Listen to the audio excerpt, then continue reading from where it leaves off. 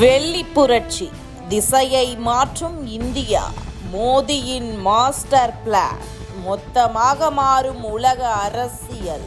உலக நாடுகள் அனைத்தும் தங்கம் விலை ஏறுவதை பற்றியும் டாலரின் மதிப்பு மாறுவதை பற்றியும் விவாதித்துக் கொண்டிருக்கும் வேளையில் இந்தியா யாருக்கும் தெரியாமல் ஒரு மௌனமான பொருளாதார புரட்சியை நிகழ்த்தி வருகிறது. தங்கம் எப்போதும் கௌரவத்தின் அடையாளமாக பார்க்கப்பட்ட நிலையில் இன்று வெள்ளி என்பது இந்தியாவின் எதிர்கால தொழில்நுட்ப அதிகாரத்தை தீர்மானிக்கும் ஒரு மூல ஆயுதமாக மாறியுள்ளது.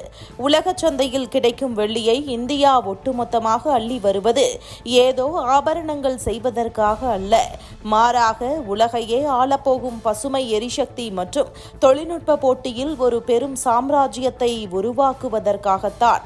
வெள்ளியின் மதிப்பு இன்று அதன் அழகை விட அதன் பயன்பாட்டிலேயே தங்கியுள்ளது.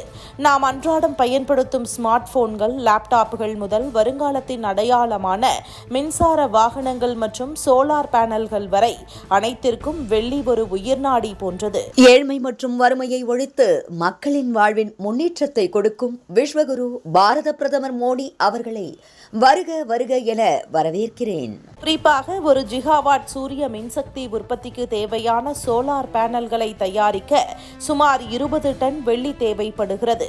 இந்தியா தனது எரிசக்தி தேவையை முழுமையாக சூரிய மின்சக்திக்கு மாற்ற இலக்கு நிர்ணயித்திருக்கும் சூழலில் இந்த வெள்ளியின் தேவை வரும் ஆண்டுகளில் பல மடங்கு அதிகரிக்கப் போகிறது.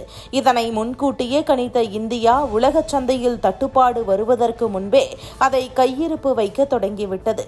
இந்தியா மேற்கொண்டு வரும் இந்த நடவடிக்கை என்பது வெறும் சில்லறை முதலீடு கிடையாது. இது ஒரு மிகச்சிறந்த ஸ்டாக் ஃபைலிங் தந்திரம். கடந்த சில காலாண்டுகளில் இந்தியாவின் வெள்ளி இறக்குமதி 400% வரை உயர்ந்திருப்பது உலக நாடுகளை வியப்பில் ஆழ்த்தியுள்ளது. பொதுவாக மேற்கத்திய நாடுகள் காகித வடிவிலான அல்லது டிஜிட்டல் முறையிலான வெள்ளி வர்த்தகத்தில் ஈடுபடும் நிலையில் இந்தியா மட்டும் ஹார்டு மெட்டல் எனப்படும் நேரடி வெள்ளிக்கட்டிகளை வாங்கி தன் பெட்டகங்களில் குவித்து வருகிறது. இதன் மூலம் சர்வதேச விநியோக சங்கிலியில் ஏதேனும் சிக்கல் ஏற்பட்டாலோ அல்லது போர் போன்ற நெருக்கடி காலங்கள் வந்தாலோ இந்தியாவின் தொழில்நுட்பத்துறை முடங்கி போகாமல் இருப்பதை அரசு உறுதி செய்துள்ளது. இதற்கு பின்னால் ஒரு மிக முக்கியமான அரசியல் காரணமும் ஒளிந்திருக்கிறது. தற்போது வெள்ளியை சுத்திகரிப்பதிலும் அதன் விநியோகத்திலும் சீனாவின் ஆதிக்கம் அதிகமாக உள்ளது. வரும் காலத்தில் சீனாவுடன் ஏதேனும் வர்த்தக கட்டுப்பாடுகள் ஏற்பட்டால் இந்தியாவின் சோலார் மற்றும் மின்னணு துறைகள் பாதிக்கப்படக்கூடாது என்பதில் இந்தியா மிக மிக தெளிவாக உள்ளது.